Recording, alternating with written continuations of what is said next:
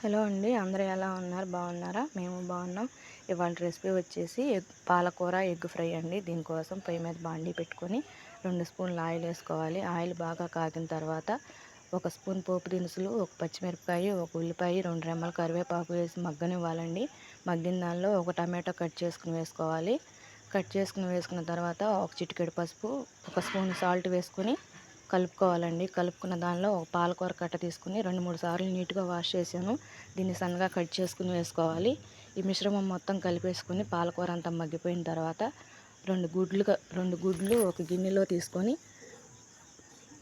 ఇలా పగలగొట్టేసేసి ఈ egg white yellow మొత్తం కలిసిపోయేలాగా స్పూన్ తీసుకుని కలిపేసుకోవాలండి. కలిపేసుకున్న మిశ్రమాన్ని పాలకూర మిశ్రమంలో వేసుకొని కలుపుకోవాలి.